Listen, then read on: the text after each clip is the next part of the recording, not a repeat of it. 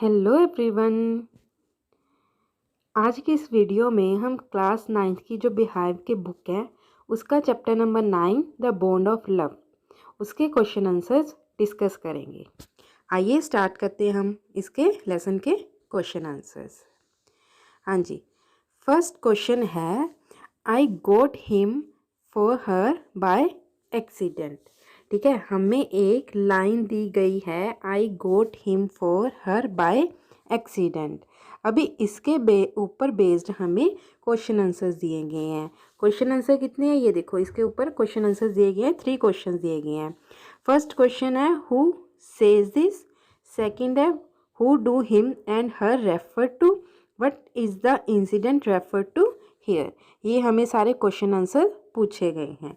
जो हमें ये लाइन दी गई है I got him for her by accident, मतलब इस लाइन का मतलब क्या है, मैं उसको ले आया उसके लिए एक, बाय एक्सीडेंट क्या होता है, दुर्घटनावश, मतलब कोई दुर्घटना हुई, जैसे होता है ना मजबूरी में कोई चीज़ लेके जानी पड़ जाती है। कहता अब किसके लिए लेके आया और किसको लेके आया, वही हमें क्वेश्चन में पूछा है। तो फर्स्ट क्वेश्चन क्या है, हु सेज दिस। ठीक है, हु सेज दिस, ये लाइन कौन बोल रहा है, तो कौन बोल रहा है, द ऑथर सेज दिस। ये लाइन किसने बोली है, ऑथर ने, जो हमें स्टोरी सुना रहा है।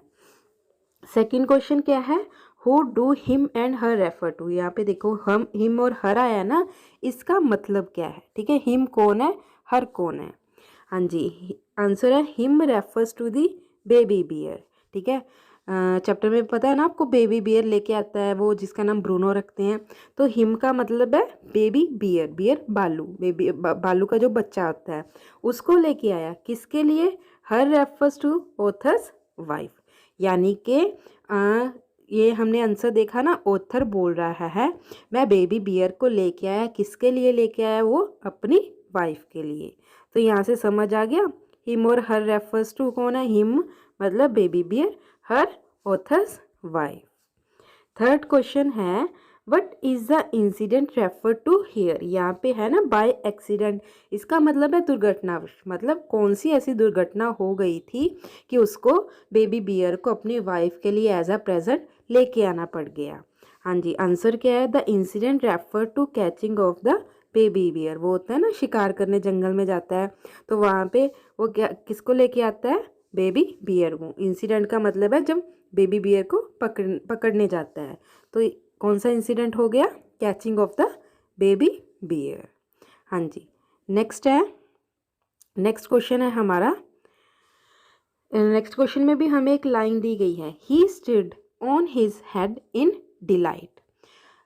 वो खुशी में अपने सर के ऊपर खड़ा हो गया, मतलब हो जाता है ना सिर नीचे पैर ऊपर, वैसे डिलाइट मतलब क्या होता है, खुशी।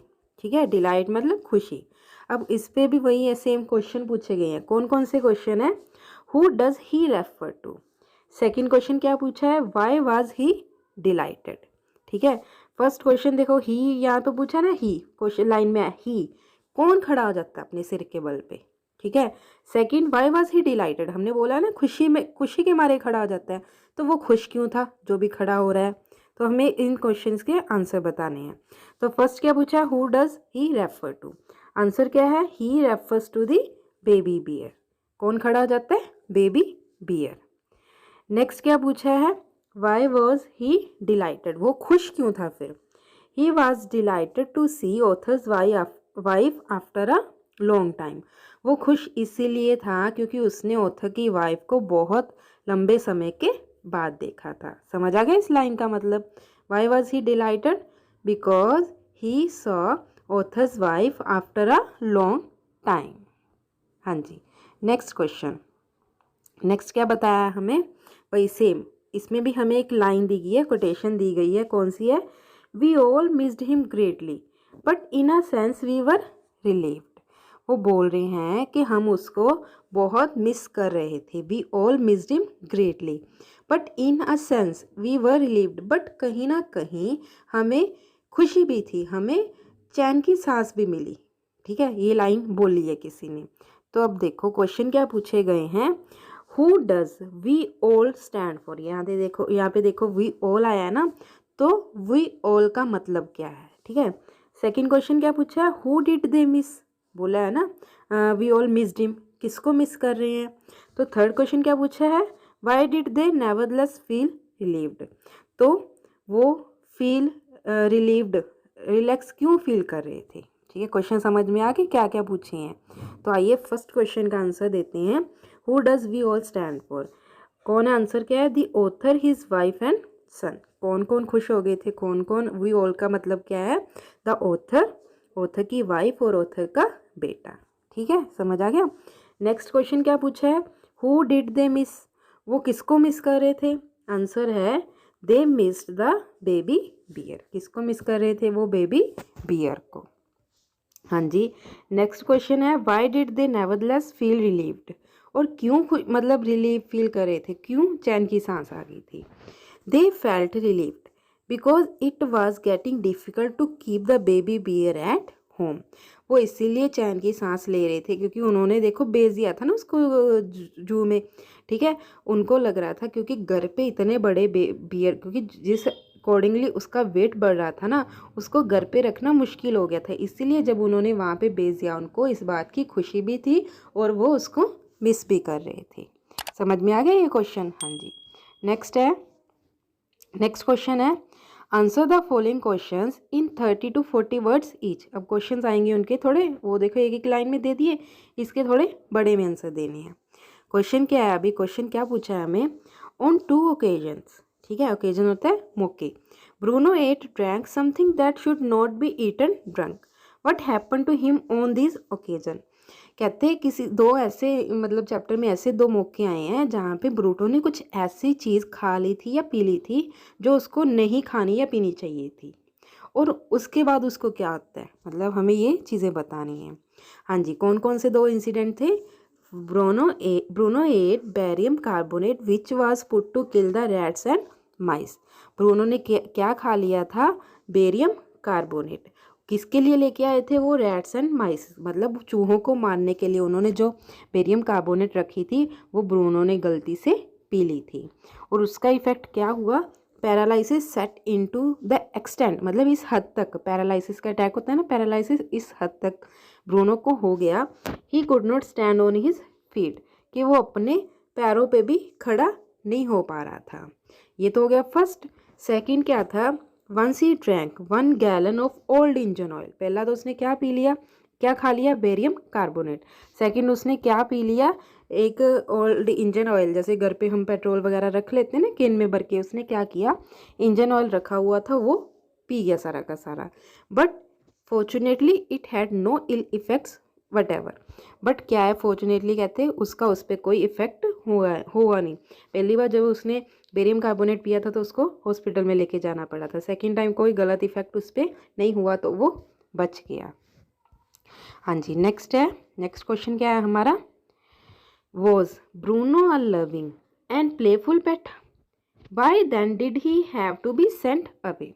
हमें क्वेश्चन पूछा, ब्रूनो कंफ्यूज नहीं है, उसका नाम ही ब्रूनो रख दिया था, ठीक है, जो बेबी बियर है, उन्होंने पूछा है कि जो ब्रूनो है क्या वो लविंग प्यारा था, प्लेफुल पेट था, कि घर में खेल कूद करता ही रहता था, हाँ या ना, इसका आंसर देना है। अगर हाँ तो फिर उनको वहाँ से बेचना क्यों पड़ा, मतलब अपने से दूर क्यों भेजना पड़ा, केज में जू में क्यों भेजना पड़ा। ठीक है, इसका आंसर हम डिस्कस करते हैं। हाँ जी, answer yes, Bruno was a loving and playful pet but he was mischievous also. कहते हैं हाँ, ब्रूनो बहुत प्यारा और प्लेफुल पेट था, बट साथ के साथ वो क्या था, मिसचीवियस, शरारती। कोई कुछ एनिमल्स होते हैं ना, जो पेट्स होते हैं ना, बहुत शरारत करते हैं, वो शरारत भी बहुत करता था। The bear became very attached to the narrator's two Alsatian dogs. उसने नरेटर ने अपने घर पे 2 डॉग्स भी रखे हुए थे, उनके साथ भी जो ब्रूनो है बहुत ज़्यादा अटैच हो गया था, उनके साथ भी बहुत अच्छी बनती थी उसकी। And children of the tenants, और उसके घर में जो बच्चे थे, किराएदार थे, उनके जो बच्चे थे उसके साथ भी उसकी अच्छी बनती थी ब्रूनो की। Bruno had grown many times a size he was when he came. जब उसको लेके आया था तो छोटा सा था, ठीक है। जब वो खाता पीता रहता, घर में जो भी सामान मिलता सारा का सारा खा जाता था, जो तो उसको देते थे वो तो खाता था, एक्स्ट्रा का भी खा जाता था। और उसका वेट इतना हो गया था ना कि घर पे रखना उसको मुश्किल हो गया था। Now her name was change to Baba. तो उसका नाम पहले तो देखो क्या था, ब्रूनो। ब्रूनो से रख के क्या कर दिया उसने, बाबा, मतलब बड़ा हो गया था। Now he was getting too big to be kept at home. मतलब उसका साइज इतना बड़ा हो गया था कि उसको घर पे रखना बहुत मुश्किल हो गया था। So he was sent to a जू।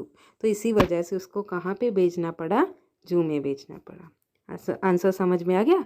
Yes, Bruno was a loving and playful pet, but वो क्या था, धीरे धीरे इतना बड़ा हो रहा था कि उनके लिए वो प्रॉब्लम बन गई थी, ताकि वो घर पे रख नहीं पाए, इसीलिए उसको कहाँ पे भेज दिया, जू में सेंड कर दिया।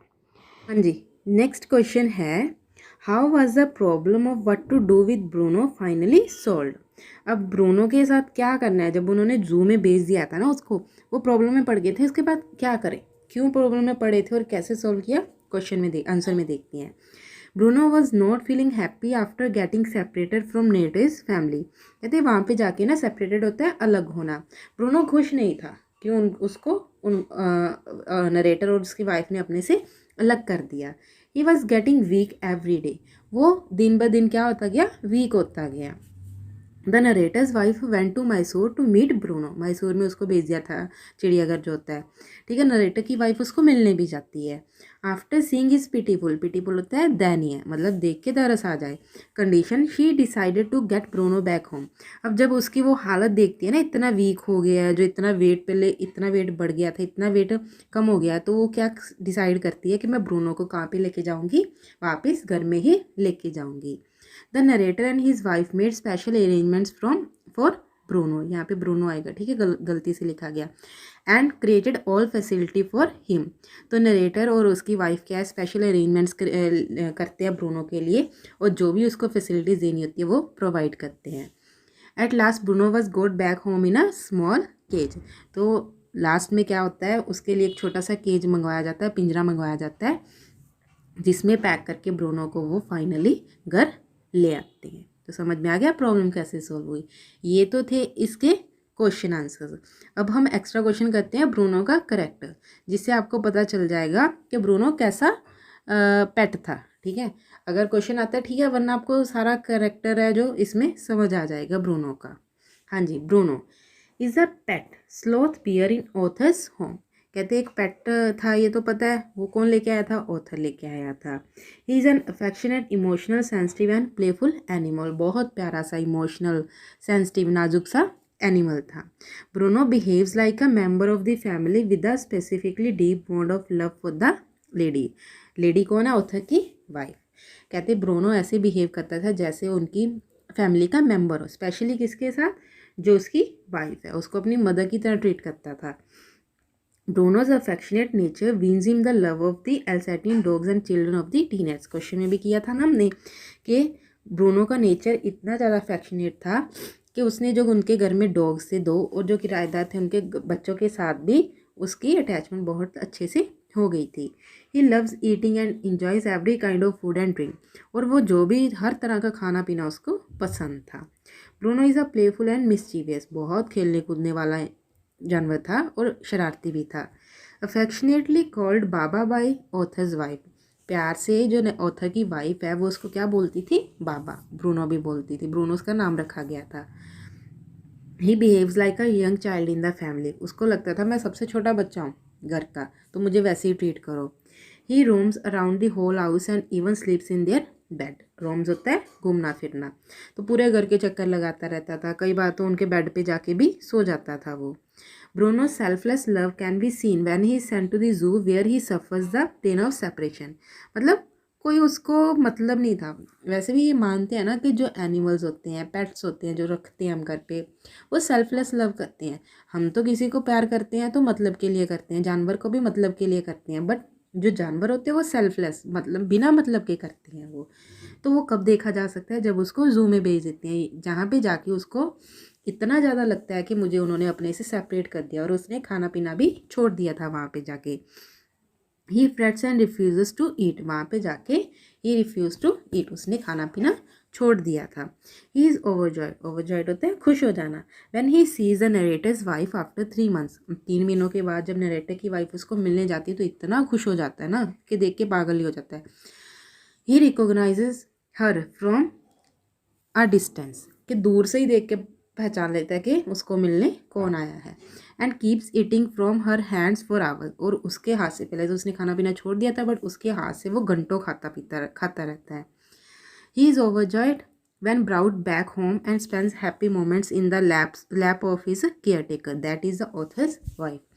वो इतना ज़्यादा खुश हो जाता है जब उसको होता है ना वापस घर पे ले आते हैं, कि ना तो नरेटर और उसकी फैमिली को अच्छा लगता है, वो मिस कर रहे होते हैं, और ना ही ब्रूनो को। तो उसकी हालत देख के वो डिसाइड करते हैं कि हम इसको घर पे ले जाते हैं। जब लेके जाते हैं तो इतना खुश हो जाता है, वहाँ पे जाके हैप्पी मोमेंट स्पेंड करता है, किसके साथ, नरेटर की वाइफ के साथ। Thus Bruno's character reveals that animals are very loving, affectionate, sincere and selfless creature. तो जो ब्रूनो का करेक्टर है ना, रिवील्स शो, क्या शो करता है कि एनिमल्स भी, जानवर भी बहुत ज़्यादा प्यारे होते हैं, सिंसियर होते हैं, सेल्फलेस मतलब बिना मतलब के प्यार करते हैं। तो वो सारे ऐसे क्रिएचर्स होते हैं। तो समझ आ गया ब्रूनो का करेक्टर। तो ये थे इस लेसन के क्वेश्चन आंसर्स। आई होप आपको ये क्वेश्चन आंसर्स समझ आ गए होंगे। Thank you.